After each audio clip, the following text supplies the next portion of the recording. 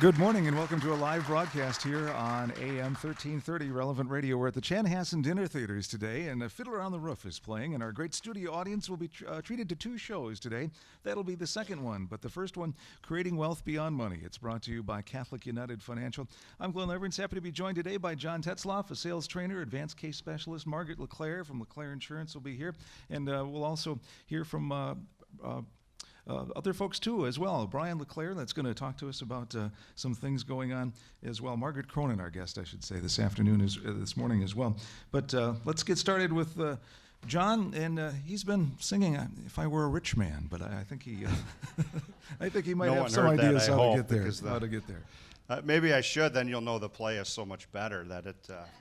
Although I'd love to be up on that roof once in a while. That'd be kind of fun. But thanks, everybody, for being here. I can't really see you too well. The lights are blinding me a little bit, but that's okay. I'm John Tetzloff with Catholic United. I've been doing this about 26 years, and you may have heard Glenn and I in the past on a radio show Saturdays. We used to do Creating Wealth Beyond Money.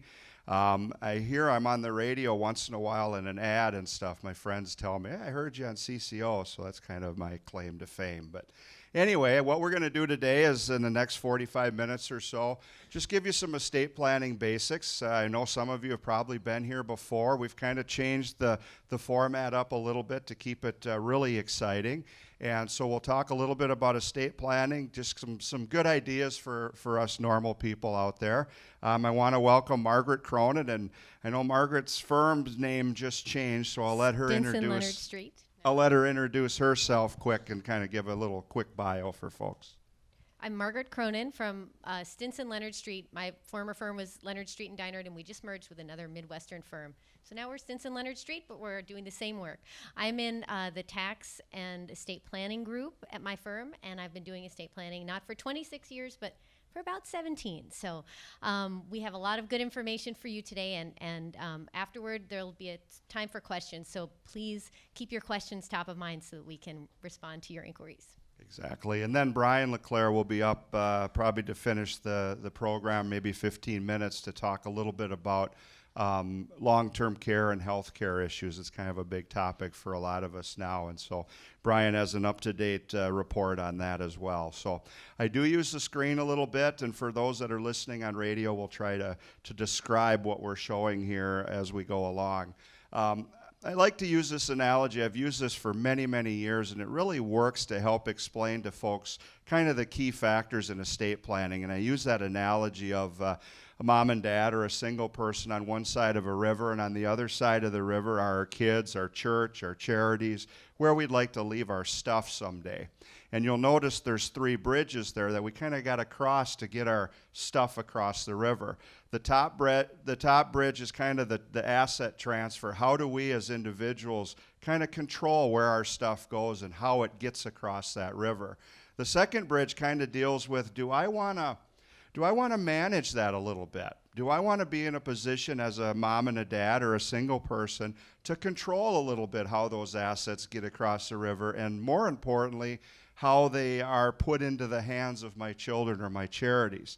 Do I want to manage that a little bit, or do I just want to leave everything equally to my kids and be done? Where that becomes very important is, I always give this thought to folks, is say I have a mom and dad and they've got some properties and some assets and things. There's 2 people. Maybe I have 3, 4, 5, 6 kids, and 3 or 4 of them are married. I'm taking an asset now that's owned by 1 or 2 people and putting it in the hands of potentially 5, 6, 10, add grandchildren in there, 20, 30 people. And so do we want to manage that a little bit? Do we want to protect that? So we'll talk a little bit about that. And then unfortunately, the bottom bridge there deals with taxes. And this form of tax is called an estate tax. And it's the tax on the value of our assets as they cross the river. And so we'll talk, and I think Margaret will talk a little bit on the federal level, which doesn't touch a lot of people, but it's very important. And then the Minnesota estate tax level, which tends to touch a lot of folks as well. So those are kind of the topics we'll talk about. I like to real brief talk in incapacity planning, though. Estate planning isn't just about dying and leaving our stuff to our heirs.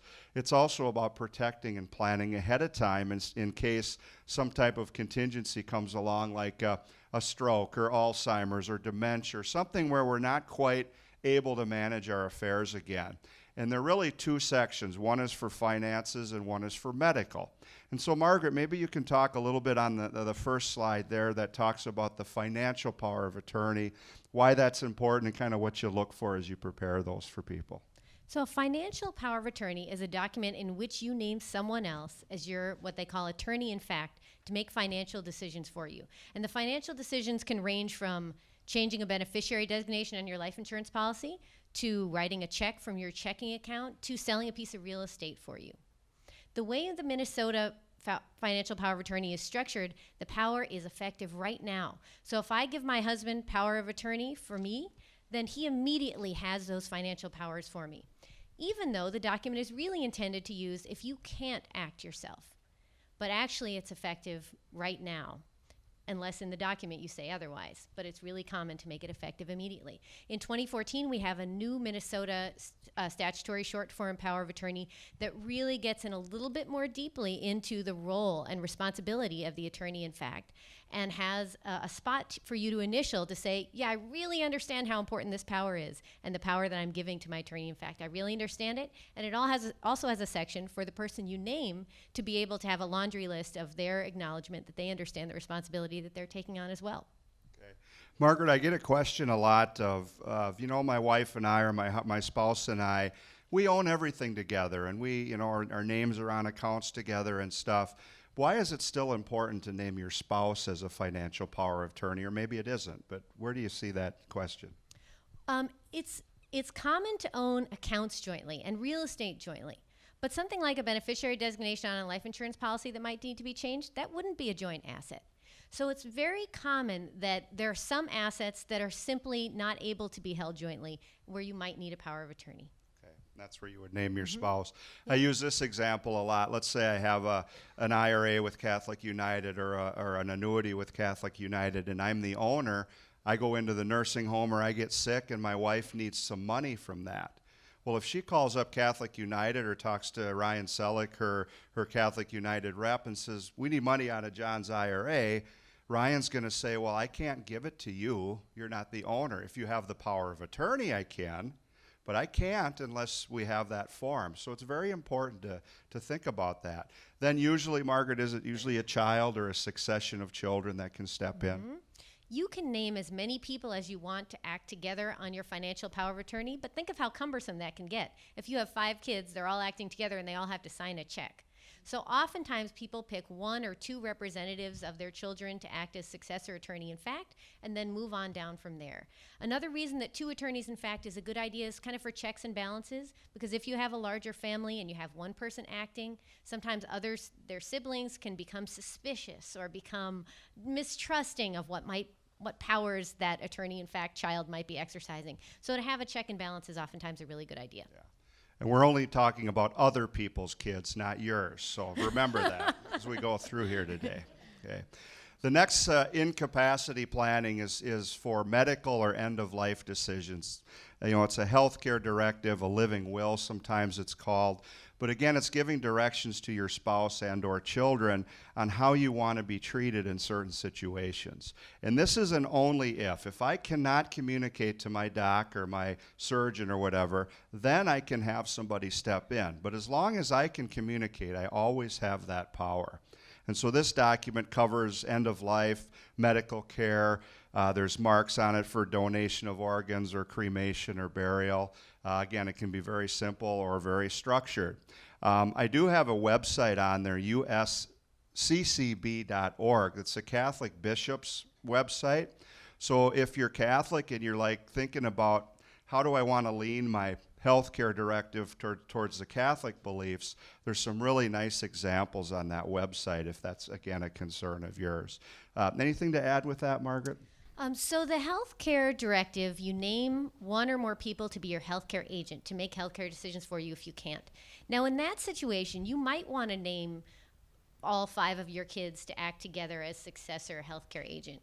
It could be also a little bit cumbersome, but that's a more common scenario where you'd want to be building consensus among that next generation to make a really serious and important healthcare decision for you. There's also another resource that you should be aware of. It's called POLST, and that's instead of a healthcare directive, that's a medical order between the physician and a person who is in a serious medical condition, which can actually override your healthcare directive as to specific items that are contained in the POLST form. And there's a registry. Minnesota is still developing its own registry, but it's a good resource that you should know about. It's POLST, and they have their own website. So another resource. Thank you. Again, I like to mention, not to scare people, but Margaret, what happens if I don't have this in place? Or let's say I didn't take the time to do a financial power of attorney. Mm-hmm. I got sick. Again, my kids are noticing I can't pay bills anymore. I forget things. What's the recourse? Well, there's two scenarios. One scenario is that there's nobody who's empowered to make healthcare decisions for you, and you might be in a situation where you're resisting the care that might be natural for you. And in that case, a guardianship, a court-supervised guardianship might need to be imposed for you. The second scenario, in a financial scenario, you might have to have a conservatorship appointed, which is also a court-supervised proceeding that can be very costly and burdensome to help manage your assets if nobody else can do it and no one else has the power to do so. So I think very important piece, just to say, you know what, I want to say who takes care of me if I'm in that situation. So now we've passed away. So why do we even just need basic plans at death? Well, just like we named somebody to take care of our affairs while we were living and sick, we now need somebody to take care of our assets or our will or our estate upon our death, and give that person direction on how we want to distribute assets. And we'll talk about different ways to do that. Do I want to manage assets? I'm going to talk a lot about that today, as far as, do I, as a single or married couple, want to manage assets for my children or grandchildren into the future, even though I'm not here anymore? Do I have any specific bequests? Do I want to be charitable in my planning? A lot of people use a will or a trust to distribute assets to their charities upon death. I believe there's a lot better ways to do that, and here's probably the biggest reason why. If I have in my will or trust, leave the church X amount of dollars upon my death, is there any guarantee at all that that money will be there when I die? It's really not. I mean, I could blow it all in the nursing home or go to Las Vegas and be a big loser or whatever. There's no guarantee that money's going to be there for my charity. So we talk about plans that protect that and set that aside now. So no matter what happens in our life and the contingencies we have, we've at least set aside those dollars to provide for our charities. So kind of just some basic plans at death. Can I throw in a comment about charities? Oh, absolutely. Please if you're thinking about planning for charities in your estate plan, the best asset to use for that is a taxable regular IRA or a 401k. Because those assets are subject not only to income tax in the hands of your beneficiaries, but also estate tax. But if you give them to a charity or a portion of them to a charity, the charity doesn't pay estate tax or income tax. They get the full amount. So if you're thinking about, I've got this account worth $50,000 and I've got an IRA worth $50,000 and I want to make a gift to charity, do the IRA rather than the cash. Exactly, and it's a simple beneficiary arrangement at that point. So I might say I want to leave 50% of my IRA money to the charity, 50% to the kids. Very easy thing to do. It can be changed at any time, and it's really playing the tax rules to the best advantage. So, all right, let's talk a little bit about the transfer options that people have, kind of that first bridge. Most of us are very familiar with a will. And a will, again, is a document that basically distributes assets, names somebody to take care of our affairs. But a will only deals with individually owned assets. So if I own a house with somebody, depending on the ownership, my will doesn't dictate where that house goes. The title dictates where that house goes. So always remember, if I have a will, it's only for the things that I own alone. When does a will really become a big effective tool is if you're married at the second spouse's death, because now he or she has inherited all of your assets, she or he owns them alone. Now the will becomes a more valid tool. When we talk about wills, we also like to talk a little bit about probate. And probate is kind of the process, the legal process of, I always say, kind of proving your will, kind of getting your assets where you want them to go. And I look at usually 3 or 4 reasons where maybe we would avoid probate. Margaret, can you kind of talk a little bit about why someone may want to not have their assets go through a will? Sure. So oftentimes people will come in and they'll say, I have a will. Why would there be a probate? Because I already did my estate planning. But just as John said, a will tells us what should we do with your individually owned assets and assets that don't have a beneficiary designation on them. The probate court is where we will report all of those assets and give creditors a chance to make claims against your estate. And the time for probate usually lasts 6 months to 2 years, and it can even be longer if there's complexities in the estate or contests. So avoiding probate takes that whole administrative job of reporting to the court and having the claims period. It takes that all off the table, and it says that immediately upon your passing, whoever your beneficiaries are can immediately take control of your assets and distribute them where they're supposed to go. So good reasons to avoid it. Yeah, and I think one thing too I'm finding in the years that I've been at this, Margaret mentioned with probate, your executor or personal rep has to give an accounting to the court. Well, that's a public record. And I'm finding more and more people are being more and more private with their affairs. And they might say, well, I have these assets and I want to get them to my kids right away. I don't want to have them open to creditors. I don't, this, that, or the other thing. But I don't want to have to make an accounting of them either and have it recorded in the courthouse. I want it to be private between my kids, my charities, wherever I leave it. And that becomes even more important. So the other thing I think probate lacks a little bit, and I've said this a couple times already today, is the management of assets. Do I want to manage assets for kids? And I use this example. This is kind of a new example here. On the screen I have a farm or a cabin or a house up top. And you'll notice that I've got 6 children there.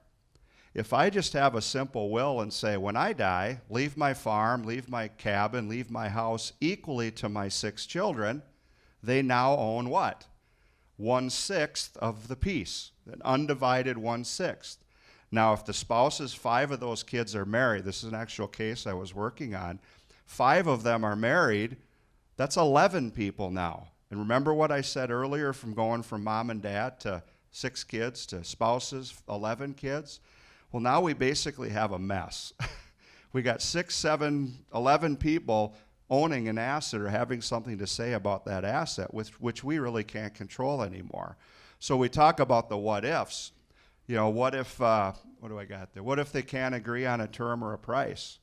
What if I have a cabin and child number 3 absolutely hates the cabin, never wants to go there, doesn't want to be part of it, but they know that the cabin, his share is worth $200,000.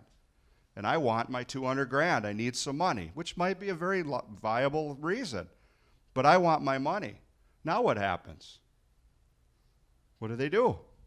What if the other kids don't want to sell? What if they can't afford to buy them out? That's kind of a bad issue. What if a divorce or a lawsuit or bankruptcy comes into play?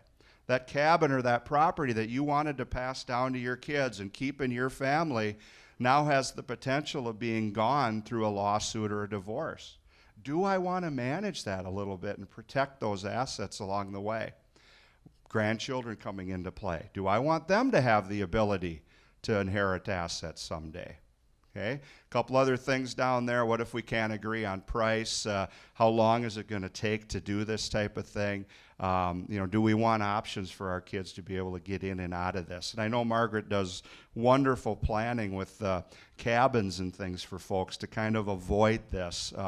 What are some of the strategies, Margaret, that you might use to kind of avoid a situation like this? Well, the first thing that I ask people to do is to identify, is this an asset that you want to keep in the family for a long period of time, or is this an asset that you're okay if after you're both gone that it gets sold?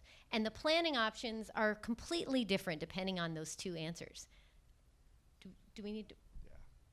And I'll tell you more in a moment. All right, we need to take a quick 1-minute break. We'll be back with more as we're coming to you live from Chanhassen Dinner Theaters for Creating Wealth Beyond Money, brought to you by Catholic United Financial. Back with more with Margaret and John on Relevant Radio 1330.